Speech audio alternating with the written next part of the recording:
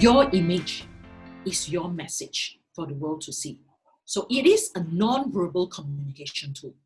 Once you understand this as a foundation, as a building block, then let me introduce you the 5 pillars or the 5 important elements you need to work on in order to build a greater influence through your image branding. Remember just now I mentioned that image branding is not just about fashion, styling, appearance. Yes, it is only a fraction of it. Why I say a fraction of it? Because from this diagram, you will see that image presentation or your appearance is only one part. But the whole picture of image branding has 5 levels or 5 pillars. It's like when you're constructing a building, you will realize that first you need to have a very firm foundation, strong and firm foundation in order you can build your pillars. The same with image branding. Now, the basic foundation is number 1, your identity mastery. All right, who you are, your identity. I will go more in depth on that as I come along. Identity is more of who you are inside. Then once you have that sorted out, then we go into who you are outside, your appearance, how your dressing, how your style communicates, even scents, perfume, how does it communicate? So the inside, the outside, and now image branding is never about you yourself. It is about prepping who you are inside and outside to go and influence. So the 3rd level comes into social influence. If you can follow me inside, outside, reaching out to people, building rapport and engagement and connection. And then the 4th level is digital impression. Nowadays, especially post-COVID, we can't ignore how we form impression in people's mind through social media, digital impression. And finally, at the end of it is emotional performance. Why I put emotional performance, you will realize, or many of you will ask, what has emotion got to do with my image? In my years as image coach, I have seen enough people who did well, level 1, level 2, and package themselves very well. Social influence, they are able to fake it till they make it, and they have enough resources to brand themselves on social media. All the 4 levels is really good, but when it comes to emotional regulation, this is one area that collapses a lot of brands, famous people. Emotional performance is very, very important, right? So this is the 5 aspects of things that we need to look into. What are the elements you need to look at when you want to build your image branding roadmap? Remember the 5 levels. So first is identity mastery, personal identity mastery. The things that you need to look into is your brand story. First is discover your purpose. Because at the end of the day, what you do, how you spend your time really comes back to your why. Why you do what you do. What are you uniquely created so good to do? Discover your purpose. And in this crafting your brand story, you need to know your core values, what is important to you, what matters to you, because knowing your core values, can easily remove all the stress. So it applies to a lot of other aspects of life as well. Your core values determines the direction, where you are going. So you need to know all this. You also need to discover what is your power, what is your strength, or what are your fears and limiting beliefs. Basically, what stops you. Because at the end of it, sometimes we know the potential that we can achieve. But then, yet, there are so much fears and things that hold us back. We need to go and sort that out, because otherwise, it's just like a kite being pulled and directed by these strings. Sometimes this string that connects the kite is invisible. That prevents us from soaring high. So we need to know what our fears, what hold us back. And at the end of this personal identity mastery, you create your brand message. Because Why is this part important? Because once you create your brand message and your brand message is clear, this will lead you into curating your signature style.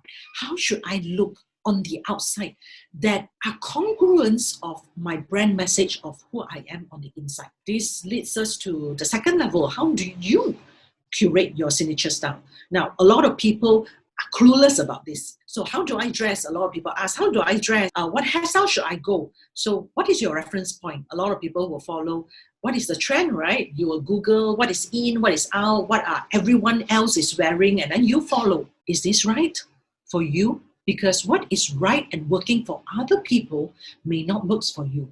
Because once you understand that there is psychology of styles and design, there are psychology of colors behind all the other colors. Some colors may not work for you. Some colors work well for you.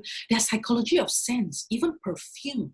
What kind of perfume should I use? Right. I mean, now perfume is not so important compared to the time when we actually meet with people and we use cologne and perfume, because cologne and perfume communicates messages into people's mind. When they smell a certain sense, it activates a certain understanding of who is this person. Now, I love to use this example.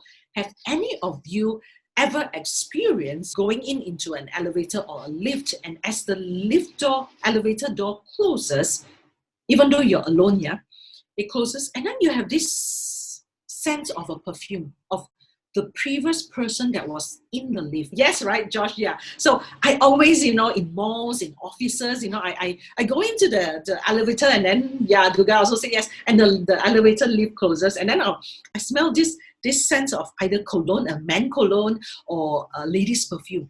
And when I smell it, even though the person is not there, I have this impression of a picture of who this person is. Automatically, I have this picture of, wow, must be in suit, must be, in high heels, or perhaps, a more relaxed kind of dressing, a very hip hop kind of style, a casual, sporty style. I have this picture automatically in my mind. Why? Because sense brings out impression. So we need to understand the psychology of all this, the style, the design, for the guys here, in the past you wear tie, or a straight line tie compared to a plain tie, compared to a paisley tie. The design of your tie conveys a certain message. Now, my question is that, does that message congruent with the brand message that you want to convey? So now you begin to see that my signature style is just not about, in the morning opening my wardrobe and say, oh, what should I wear?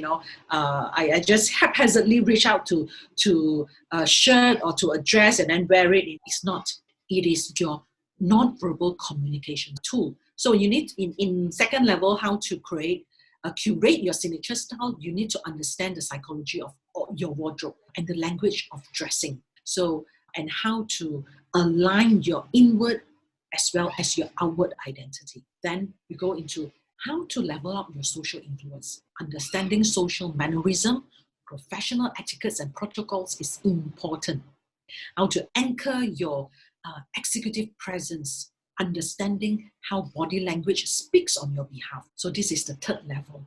And then on the online impression mastery, you need to look into when was the last time you did digital impression wellness check. So I want to challenge all of you tonight. Maybe tomorrow you ask your friend, or you can actually type on your social media asking people who do not know you, your Facebook contact, your LinkedIn contact. Just ask them. It's good to hear what people say. Ask them this question: when you scroll through my social media, what is the first impression that you have of me? Ask them. Their answer will show you the brand message that you have been conveying. When you get the answer from your friends, from public, from social media contacts, gather the answers, and then you check, are those answers the brand message that you want to convey? If it's yes, good. If it's no, that means you have been conveying wrong messages. Now, how to correct this? So check your profile and brand reputation. Check through what are your tone of voice? What are the contents on your social media? Because all these platform speaks on your behalf. Even the picture, profile picture, does it really brings out that identity in you? How do you stand out virtually? When we meet on virtual meeting, do I create a good impression in people's mind? At the end of the session, right? Let's say if tonight's meeting we have 50 or 100 people, how can I make people remember me out of the 50 or 100 people? Remember, standing out is not about narcissism, it's not about being a celebrity or being a famous. Standing out open doors to bridging the gap, to bringing out that influence, maximizing the impact that you have in people around you. And lastly is the emotional stability. How do we develop a leadership, a servanthood leadership? How do I show example of serving before leading? How do I cultivate habits of effective leadership behavior and attitude? Okay, and at the same time, emotional stability. How do I regulate the balance of heart, soul, mind, and body? We know that first impression, you only have 7 seconds in creating a powerful and impactful first impression. What are you doing in these first 7 seconds? Are you making a mark that you want to make, or are you self-sabotaging? And before I end, this is my quote to you. If you want to stand out, you want to be heard, you want to be seen, we need to make some noise. And not noisy gong of noises, but heart-touching, lives-touching kind of noise. How do we do that?